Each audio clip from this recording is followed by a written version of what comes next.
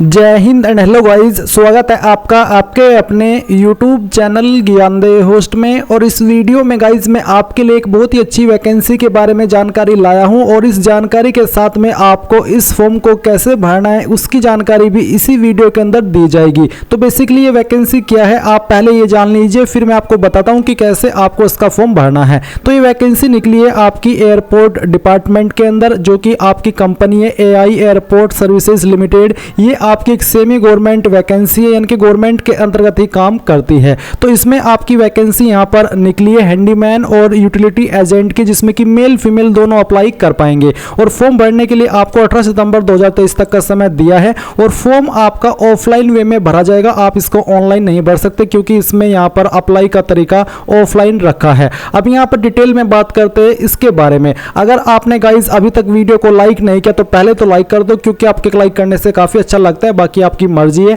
And साथ ही साथ channel को सब्सक्राइब करके बेल आइकन ऑन कर लीजिए, क्योंकि इसके बारे में आपको आगे भी अपडेट दिए जाएंगे। अभी यहाँ पर इसके मेन पॉइंट पर फिर से आते हैं। तो अभी जो वीडियो में देख सकते हैं, ये हमारी ऑफिशियल वेबसाइट jobsgyan.in है। इसका लिंक वीडियो के डिस्क्रिप्शन में दिया है। जैसे ही आप ये लिंक ओपन करेंगे आपके सामने इस रिक्रूटमेंट की जानकारी आ जाएगी, जहां पर जानने को मिलेगा कि टोटल इसमें 998 पद निकाले हैं। 10वीं पास कैंडिडेट अप्लाई कर पाएंगे।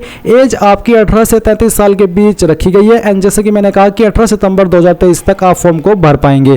इसमें हैंडीमैन के लिए 971 पद है और यूटिलिटी एजेंट के लिए 27 है, जिसमें कि 20 मेल के लिए और 7 फीमेल के लिए। अभी आप यहां पर आइए और ऑफिशियल नोटिफिकेशन के ऊपर क्लिक करके इस नोटिफिकेशन को डाउनलोड कर लीजिए। ये ऑफिशियल नोटिफिकेशन आप यहां पर जो AIASL यानी कि AI एयरपोर्ट सर्विसेज लिमिटेड की ऑफिशियल वेबसाइट है, इसके ऊपर भी देख सकते हैं। आपको यहां पर पहले नंबर पर ही ये नोटिफिकेशन देखने को मिल रहा है। तो जैसे ही आप ये नोटिफिकेशन ओपन करेंगे आपको यहाँ पर पहले इसकी वैकेंसी की जानकारी देखने को मिलेगी। ये पहले जो आपकी कंपनी है ये air India air transport services limited के नाम से जानी जाती थी। इसके बाद थोड़ा सा आप नीचे आएंगे, आपको इस कंपनी के बारे में जानने को मिलेगा, जहां पर आपको जानकारी दी गई है। एंड ये जो आपकी वैकेंसी है ये आपकी फिक्स्ड टर्म कॉन्ट्रैक्ट बेसिस पर निकाली है, जहां पर आपका शुरुआती कॉन्ट्रैक्ट पीरियड 3 साल का रहेगा और उसके बाद में आपकी परफॉर्मेंस के अकॉर्डिंग इसको घटाया बढ़ाया भी जा सकता है। एंड मैं फिर से कहता हूं कि ये आपका सेमी गवर्नमेंट है और ये वैकेंसी आपकी परमानेंट नहीं है। 3 साल का शुरुआती कॉन्ट्रैक्ट पीरियड आपका रहेगा। इसके बाद गाइज नीचे आइए और यहाँ पर जो आपकी क्वालिफिकेशन है वो जान लीजिए। तो हैंडीमैन की पोस्ट पर अप्लाई करने के लिए 10वीं पास की योग्यता और साथ ही कहा कि must be able to read and understand English language, यानी कि जो इंग्लिश लैंग्वेज है वो आपको पढ़नी और समझ आनी चाहिए। सैलरी आपको इस पर 21,330 रुपये मिलेगी और जो एज लिमिट है वो जनरल के लिए 28, OBC के लिए 31 और SC/ST के लिए 33, क्योंकि यहाँ पर OBC को 3 साल की छूट मिलती है इसलिए 31 साल है। SC/ST कैंडिडेट को 5 साल की छूट मिलती है एज के अंदर, इसलिए उनके लिए मैक्सिमम एज लिमिट 33 साल रखी गई है।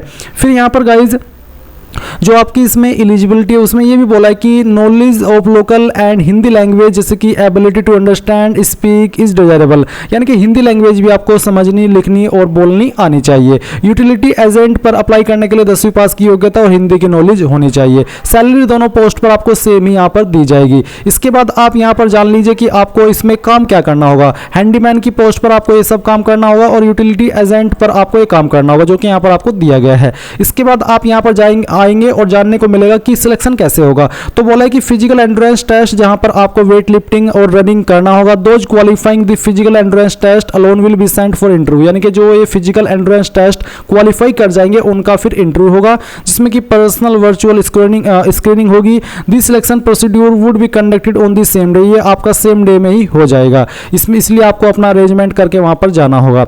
अब यहाँ पर गाइज आती है आपके फॉर्म की बारी की आपको ये फॉर्म कैसे भरना है। तो फॉर्म आपको यहीं से भरना होगा। आपको फॉर्म भरने के लिए जो मैंने हमारी वेबसाइट दी है इसमें डाउनलोड फॉर्म PDF के ऊपर आप जैसे क्लिक करेंगे तो इसमें ऊपर की तरफ आपका नोटिफिकेशन है और आप यहां पर पेज नंबर जो 6 है इससे नीचे आपका ये एप्लीकेशन फॉर्म है, ये आपको प्रिंट कराना है। A4 के साइज का जो पेपर होता है उसके ऊपर और 2-3 प्रिंट आपको करा करके लाने हैं इन सभी पेज के यहां तक, और फिर आपको इसको भरना है। कैसे भरना है वो आप यहां से अब समझ लीजिए। तो यहां पर गाइज ऊपर की तरफ आपको फॉर ऑफिस यूज ओनली दिया है, यानी कि ये जानकारी आपको यहाँ पर भरने की आवश्यकता नहीं है, ये आपको खाली छोड़ना है। नीचे आना है और फॉर्मेट ऑफ एप्लीकेशन के सामने यहाँ पर आपको रिसेंट कलर पासपोर्ट फोटोग्राफ चिपकाना है और उसके ऊपर साइन अक्रॉस, यानी कि आधे साइन आपके यहाँ पर नीचे की तरफ होने चाहिए और आधे साइन आपका फोटो के ऊपर हो, आपको अक्रॉस साइन करने हैं। इसके बाद पोजीशन अप्लाइड, किस पोस्ट पर आप अप्लाई कर रहे हो, हैंडीमैन या फिर यूटिलिटी एजेंट, उसका नाम आप यहाँ पर लिख देंगे। इसके बाद में यहाँ पर जो आपकी सिलेक्टेड स्टेशन है मुंबई है, यानी कि आपकी पोस्टिंग मुंबई के अंदर होगी। क्या आप किसी एम्प्लॉयमेंट एक्सचेंज के अंदर अप्लाई कर रहे हैं या फिर आपका रजिस्ट्रेशन है रोजगार कार्यालय के अंदर, अगर हाँ तो आप यस के ऊपर टिक कीजिए, अगर नहीं नो तो नो के ऊपर टिक कर दीजिए। अगर यस के ऊपर टिक करें तो फिर आपको आपका एम्प्लॉयमेंट रजिस्ट्रेशन नंबर भी देना होगा और साथ ही जो उसका कार्ड है वो उसकी फोटोकॉपी आपको इस फॉर्म के साथ अटैच करनी होगी। अब आता है फर्स्ट पॉइंट, फुल नेम। आपको यहाँ पर आपका नाम अंग्रेजी के बड़े अक्षरों के अंदर 10th के सर्टिफिकेट के अकॉर्डिंग लिखना है। यहाँ पर फर्स्ट नेम, मिडिल नेम है तो वो, और नहीं तो फिर आप सरनेम लिखेंगे। फादर नेम भी आपको यहाँ पर 10th के सर्टिफिकेट के अकॉर्डिंग अंग्रेजी के बड़े अक्षरों के अंदर लिखना है। डेट ऑफ बर्थ आपकी क्या है, पहले आप यहाँ पर डे लिखिए, फिर स्लैश लगाइए, फिर मंथ, फिर स्लैश, फिर आपका ईयर, इस तरह से। Palace and state of birth, आपका किस जगह पर जन्म हुआ है। जैसे कि मैं यूपी से हूँ तो मैं यहाँ पर पहले लिखूंगा सहारनपुर एंड उसके बाद मैं लिखूंगा उत्तर प्रदेश। तो इसी तरह से पहले आपको आपकी सिटी का नाम जहां पर आपका जन्म हुआ है और फिर आपको आपकी स्टेट का नाम 4 पॉइंट में लिखना है। 5 पॉइंट में आपको आपका एड्रेस लिखना है जो कि आपका प्रेजेंट एड्रेस होना चाहिए। कोरेस्पोंडेंस एड्रेस का मतलब होता है प्रेजेंट एड्रेस। तो पूरा एड्रेस आप यहां पर लिखिए और पिन कोड के सामने पिन कोड और स्टेट के सामने स्टेट लिख दीजिए। फिर यहां पर मोबाइल नंबर आपको देना है, अपनी ईमेल आईडी देनी है। ये दोनों देने अनिवार्य है। आप यहां पर देख सकते हैं मैंडेटरी, तो इसका मतलब अनिवार्य है। अगर आपकी ईमेल आईडी नहीं है तो किसी और की ऐसे की ईमेल आईडी दे दीजिए जिसका आपका कोई दोस्त हो और आप उसको एक्सेस कर सको। इसके बाद 6 पॉइंट है जेंडर, तो जो भी आपका जेंडर है मेल या फीमेल आपको उसी के ऊपर राइट का निशान लगा देना है। 7 पॉइंट है मैरिटल स्टेटस, मार्क एक्स इन एप्रोप्रिएट बॉक्स। जो भी आप है जैसे कि अनमैरिड है या मैरिड है या फिर डिवोर्स है तो उसी के सामने आपको ये एक्स का निशान लगाना है। अगर मैं अनमैरिड हूं तो मैं यहाँ पर अनमैरिड में एक्स यहाँ पर लिख दूंगा, तो ये आपका फॉर्म, ये जो आपका कॉलम है वो भर जाएगा। फिर नेशनलिटी आती है 8 पॉइंट, यहाँ पर आपको INDIAN यानी कि इंडियन लिखना है अंग्रेजी के बड़े अक्षरों में ही। इसके बाद रिलीजन, हिंदू मुस्लिम सिख ईसाई जैन बौद्ध जो भी है वो आप यहाँ पर लिख दीजिए। 10 पॉइंट है मदर टंग यानी कि मातृभाषा, तो हिंदी इंग्लिश मराठी गुजराती जो भी आपकी मदर टंग है वो आप यहाँ पर लिख दीजिए। 11 पॉइंट है पैन नंबर, यानी कि जो आपका पैन कार्ड का नंबर है वो आप यहाँ पर देंगे, नहीं है तो खाली छोड़ दीजिएगा, वैसे आपके पास होना ही चाहिए, अच्छा तो तभी रहेगा। इसके बाद है 12 पॉइंट आधार कार्ड नंबर, तो आपके आधार कार्ड का नंबर यहाँ पर लिखेंगे।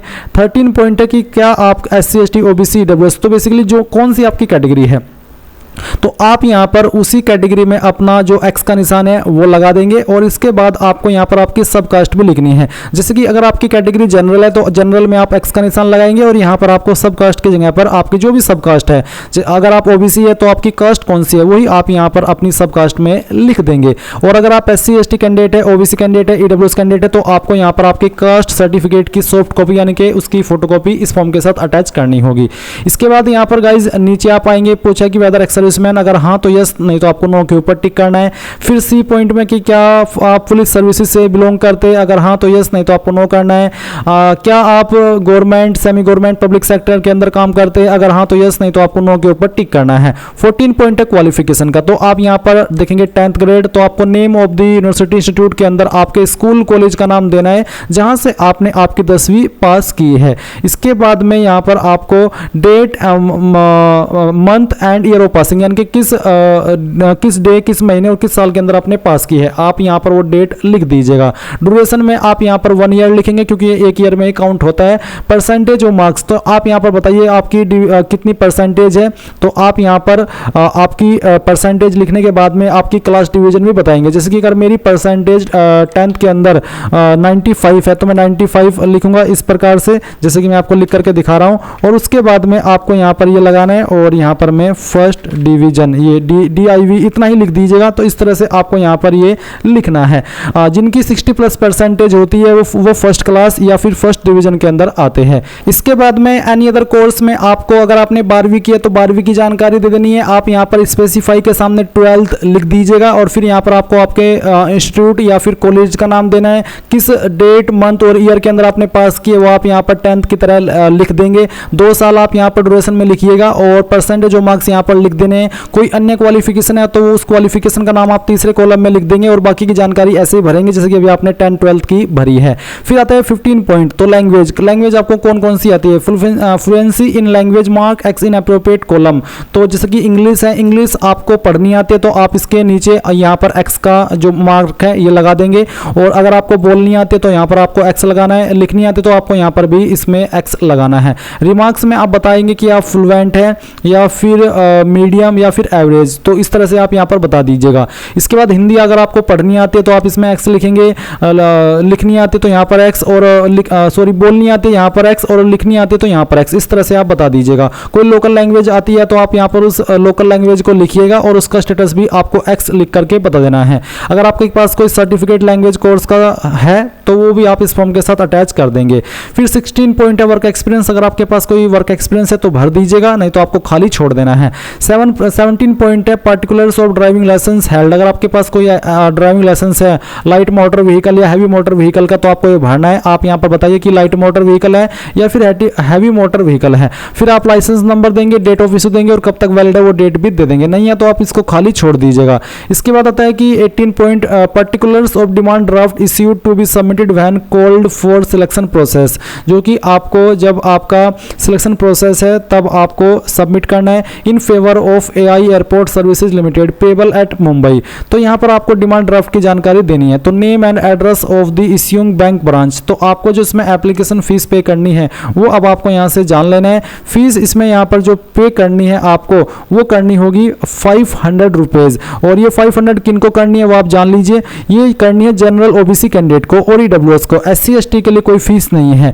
तो आप यहाँ पर इनके फेवर में डिमांड ड्राफ्ट के माध्यम से फीस जमा कर देंगे और फीस जमा करने के बाद में यहाँ पर आप name and address of the issuing bank and branch, यानी कि आपके ब्रांच जहाँ से आपने ये डिमांड ड्राफ्ट इशू कराया है उसका नेम एंड एड्रेस और बैंक एंड ब्रांच का नाम। इसके बाद डेट ऑफ इशू, कब इशू कराया, डिमांड ड्राफ्ट नंबर और जो अमाउंट है वो यहाँ पर आपके सामने है। इसके बाद यहाँ पर कोई आपका रिलेटिव काम करता है एआई एयरपोर्ट सर्विसेज लिमिटेड के अंदर तो या फिर उससे जुड़ी कंपनीज के अंदर, तो आपको उसकी जानकारी देनी है, यानी कि उसका नाम, उसकी पोस्ट का नाम, कंपनी और रिलेशनशिप, यानी कि आपका क्या संबंध है इस बंदे के सामने, इस बंदे के साथ में जिसका नाम आपने यहाँ पर भरा है। अगर कोई काम नहीं करता तो आप खाली छोड़ दीजिए। 20 पॉइंट डिक्लेरेशन का, अब आप यहाँ पर आइए, पहले इसकी जगह पर पहले इस लिखिए कि कहाँ से आपने इस फॉर्म को भरा है। यहाँ पर आपको आपके सिग्नेचर करने हैं, यहाँ पर डेट डालनी कि किस डेट में आपने इस फॉर्म को भरा है। इसके बाद थोड़ा सा और नीचे आइए, यहाँ पर आपको एक लिस्ट दी गई है, इनमें से जो भी डॉक्यूमेंट आप इस फॉर्म के साथ अटैच कर रहे हैं उसी के सामने आपको यहाँ पर एक्स का निशान लगाना है। जैसे कि एप्लीकेशन फी अगर आपके ऊपर एप्लीकेबल हुई है, आप जनरल ओबीसी है तो आप इसमें एक्स लगाएंगे।